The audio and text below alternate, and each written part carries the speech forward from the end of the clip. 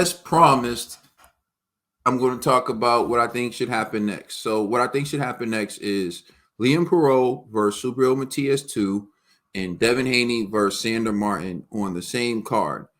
And the winners of those fights would unify the titles.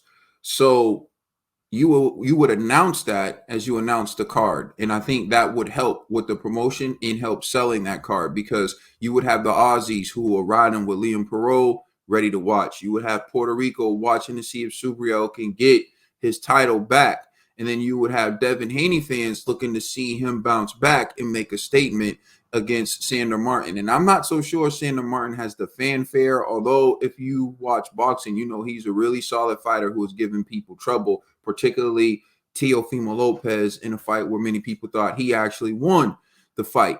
So that card to me would be solid enough for people to tune in. It would be solid enough to do good numbers. And it also would lead to another fight. Because in boxing, what's missing is the storylines. If you watch wrestling growing up, I watched it growing up, stopped at about 12 years old, but it was always the storylines. The next fight, you knew what was happening next. You wanted to see what was going to happen. You were waiting for WrestleMania. You were waiting for the big spectacle, right? And the storylines are important. Even when you look at, for example, what's happened in Saudi Arabia, they weren't the best fights, right? Think about it. The Day of Reckoning, it wasn't the best fights, right? When you saw Day of Reckoning, it wasn't like it was the number one versus number two. It wasn't the best fighting the best. Anthony Joshua fighting Otto Wallin headlined. That wasn't Otto Wallin. No one thought he was the best. It was the storyline. Is Anthony Joshua so mentally weak and so mentally fragile right now that Otto Wallin can take him out? No. Right? Deontay Wilder, the hardest puncher in boxing history. Can he knock out Joseph Parker, the guy who Joe Joyce just sparked out? Or is Deontay Wilder overrated? Storyline. And what we found out there, Joseph Parker was able to, right, beat Deontay Wilder.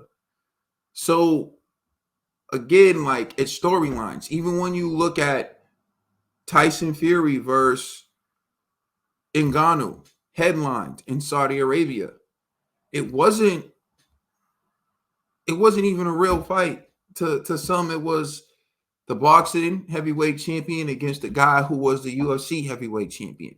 Then they got in the ring, and Ngannou fought so well. Again, some people felt like Ngannou won. Again, the unexpected, the theater of the unexpected. It led to Anthony Joshua versus Ngannou. But again, you look at the fights that were on those cards, like Daniel Dubois versus Big Baby Miller. Is that really a good fight, or is it the storyline? Big Baby Miller was out of boxing, suspended for testing positive for like the umpteenth time. Comes in, he was overweight. Go look at his two fights before he fought Daniel Dubois. It's a miracle he lasted that long with Daniel Dubois. But again, it wasn't that it was a good fight. It was the storylines. It's how you promote the fight. It's the storylines you push. And in boxing, the storylines don't get pushed enough. So for this fight, there is a major storyline that needs to be highlighted and pushed. And I'm going to give it to Eddie. If Eddie wants to use it, then fine. If he doesn't want to use it, then fine. If he doesn't, who knows if they'll even make the rematch? Because I hear there's some talks of Eddie wanting to make Liam Paro versus Devin Haney to resurrect Devin Haney's career. So, anyways, here is the storyline. Subriel Matias is 20 wins with 20 KOs and 2 defeats. Okay. His first loss was actually to this guy. Not really sure how to say his name. Petros Anian. So his first loss was to Petros Anian. Close fight. And then after that, you see he went on to win 2 fights where he retired his opponents who were undefeated. So he got back in the ring with Petros Anian. And this time, he stopped him in the 9th round. So at this point, Subriel's box rec was updated and he had a 100. Well, he still has 100% win KO ratio, but again, he was able to say he knocked out everyone he stepped in the ring with. So now that he's lost to Liam Paro, right? You can advertise this as Liam Paro, Subriel Matias in the rematch. The homecoming was too emotional, along with all the additional pressures, the pressures of the expectations of his diehards in the YouTube community, with the expectations of the people in Puerto Rico, with his new signing and wanting to make a statement with Matchroom. But now that he's got the L, he's coming to preserve his knockout ratio, and he's knocked out everyone he's ever fought. And so in this rematch, he's looking to get the knockout because he wants to maintain his record. He wants to keep it in place that he's beaten everyone who's ever beaten him. He's beaten every man he's ever stepped in the ring with. And not only that, he's knocked out every man he's ever stepped in the ring with. And so as the former champion, he should have earned the right to get a rematch. And so you're honoring that. You're giving him the rematch, and he's getting a chance to get his get back. So that, to me, is a great way to market this fight. And that fight was close enough. And Matias didn't really look like himself, to where I feel like I think it would be good to do the rematch. It will be entertaining. And given what Subriel has done in his last rematch and his KO ratio and all that, I think it would be a good sell, particularly when you package it with Devin Haney and Sandor Martin, and the winners are going to fight each other. That's a storyline that is going to lead to 2 fights. And it may be possibly even 4, because the loser of those fights can fight each other too. Or they can fight someone else on the undercard. So imagine the winner of these of these 2 fights fight to Unify, and then you put the other 2 on the undercard in, either make or break career defining fights. You have good cards. You have things moving forward, and that's what boxing doesn't have. It doesn't have the storyline. It doesn't build the characters. Meanwhile, when you look at Riyadh's season, what Riyadh's season did was it established some fighters, not just the people at the top. At the top, what did you have? You had headlining at one point. You had Anthony Joshua, Otto Wallin. Then you had Tyson Fury, Francis Ngannou. We just saw a 5v5 where headlining was Deontay Wilder and Zhili Zhang, and they were on the undercard of some of the other fights. But because the fans got familiar watching them on Day of Reckoning, watching them on Fury and Ngannou, watching them on AJ and Ngannou, now they build enough fanfare to where they can hold the cards on their own. Like, look at Daniel Dubois. He's emerged under those cards. Look at even Ajit Caballo. How about Ajit Caballo now? Ajit Caballo used to be looked at as like, oh, you're going to fight Ajit Caballo. Now people are like, yo, Caballo's legit, bro. We want to see Ajit Caballo again. That's the storylines. That's the power of putting and exposing the fighters and putting them on the card, building the cards like that. It's not like they were putting them in life or death fights.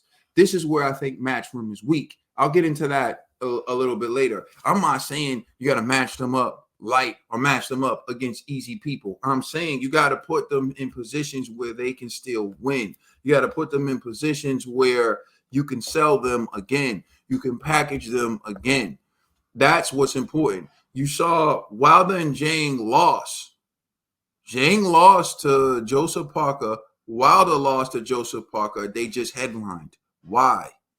Because they were put in positions to succeed even if they took a L.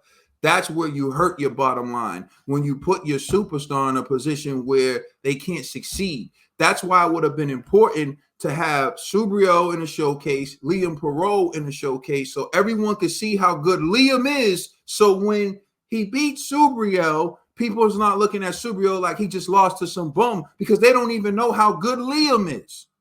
If no one knows how good Liam is, and no one knows how good Subriel is, but people think Subriel might be actually that good enough to beat some of the champions at the top, and they don't even know Liam. Then you throw Subriel in with Liam, and he loses to Liam. They're like, oh, he lost to a guy who's not even that good, so he was never that good. You just hurt your bottom line. They don't think any of them are that good. But if you would have showcased Subriel, took that opportunity to showcase Liam, by the time they got it on, if Liam won, people would be like, yo, Liam's that dude. Liam's that good. Now, no one's saying Liam's that good. Everyone's saying Subriel was overrated or he was a hype job. Those who know already knew Liam was good. But my point is, you got to build up the fighters before you do that. And anyone acting like what I'm saying is wrong, they don't understand the history of boxing. They don't. It's just that simple. But right here, this is how you do it. This is how you build the fighters. Because Matias, Paro 2, Haney, Martin, on the same card, winner will unify. You will take away a lot of arguments. Like arguments about Haney right now is that he's soft, he can't take the pressure, whatever. If Haney emerges to unify, he would have deaded all that. He would have beaten the man who beaten Subriel, or he would beat Subriel himself to emerge. If Subriel comes through that, you would have created your own star instead of tearing down your star. It's a simple logic. But I know people are going to act like what I'm, because they're glazed so much. This isn't about logic. This isn't about intellect. Because when I broke down how DAZN's business model was costing DAZN money and it wasn't going to work, people called me a hater. You know, I remember my boy Greg, God bless his soul, but he was dead wrong. He was like, oh, well, you know, sometimes you got to take losses to change the market. Look at what Netflix did. Yeah, Netflix made Blockbuster go bankrupt. Netflix didn't have to raise the prices and then open up stores and start having people rent DVDs. No, they didn't have to succumb to the Blockbuster model. They made Blockbuster obsolete. DAZN and Eddie Hearn said they were going to get rid of pay-per-view. They were going to change the game. Game officially changed, and then they end up not only charging people for a subscription $30 a month, but now they charge people for pay-per-views too. And you should look at, you go when you review your budget, look at how much you spend on DAZN a year and how much you have to spend on pay-per-views, and ask yourself, is it really worth it? Because the reality is, I'm one who's going to cancel DAZN. I was going to cancel DAZN, but then I'm like, oh, they got Subriel, so let me keep it. And now after seeing what happened with Subriel, I'm ready to cancel it again. So I'm just saying, it just don't make any sense. You got to think about it. So I called that out. I was a hater. Now look at it. I'm right. People suing DAZN right now. Look it up. But when I called it out, I was a hater. Nah, look. I'm trained to be objective. I'm trained. Just because you don't like what I'm saying, it doesn't make me a hater. You got to match things right. You got to have a storyline. You got to do this the right way, because you don't want to throw the baby out with the bathwater, as they say. Like, these are good fighters. These are talented fighters. You got to put them in positions to succeed, especially when you're their manager / promoter, right? People want to act like, oh, Eddie's just a promoter. If Eddie's just a promoter, why do they always say they got to speak to him before they can announce their next fight? Why is he always talking about who might fight who next? It's all a sham. The promoter is the one with the stable. Everyone signed to Matchroom. How people sign to the promoter? If the promoter has the stable and I manage a fighter, I manage one fighter, but this promoter has the stable. So I got to sign to this promotional company to pick fighters that are a part of this promotional company. And who do you think the promotional company is going to allow me to fight? Promotional company is going to allow my fighter to fight the people who are in the best interest of the promotional company. The promotional company is not going to let me take on their cash cow. I'm the manager. Every manager managing someone at 140 on Matchroom stable wants their fighter to fight Devin, wants their fighter to now fight Paro. But you think Eddie's going to let them fight because the manager wants to make that fight? No, Eddie's going to be like, there's nothing for Matchroom, sorry. In the end, he determines. Yeah, that's what makes him the manager / promoter. It's all semantics, bro. Like, you got to understand. And if you can't connect the dots, if you can't put the puzzles together, don't get mad at people who can. And don't try to attack the people who can, because you don't get it. Part of life is people thinking at a higher plane and those who don't get it. So they end up happy with scraps. Like, that's just reality. But anyways, this is what I would want to see. This is what I think makes the most sense. I think you give Subriel the rematch. And again, when you talk about bottom lines, right? Every time Anthony Joshua had a fight, when it came to Anthony Joshua when he was champion, Anthony Joshua had a rematch clause. Why is that? Because it was in Matchroom's best interest. Anthony Joshua, he loses, he had a rematch clause. Why? It's in Matchroom's best interest. Subriel loses here, he has no rematch clause. Because they're not even saying they're guaranteeing trying to make a rematch. Remember Dillian White was with Matchroom? What did Dillian White do?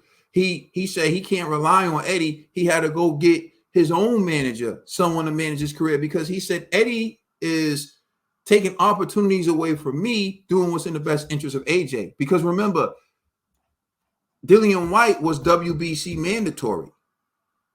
AJ had AJ had 3 belts, and he needed the WBC to become undisputed. And Eddie was trying to get AJ the fight for undisputed more than he was trying to get Dillian White his mandatory shot. And Dillian White peeped that. Eddie actually went and got a deal for Anthony Joshua to fight Tyson Fury. And remember, it was arbitration that stopped that fight, and Fury had to have the 3rd fight with Deontay Wilder. Before that, they offered Deontay Wilder a 3-fight deal with DAZN. They were going to pay him $20 million to fight Dominique Brazil, and then $50 million to fight Anthony Joshua twice. They never made that offer for him to fight Dillian White. He probably would have taken that offer. Why? Because it wasn't in Matchroom's bottom line. It wasn't in DAZN's bottom line. It wasn't in their best interest. So for people to try to act like they're not managers and promoters, you are gullible. You are. I'm not gonna insult people, but sometimes I want to. Anyways, this is what makes sense to me.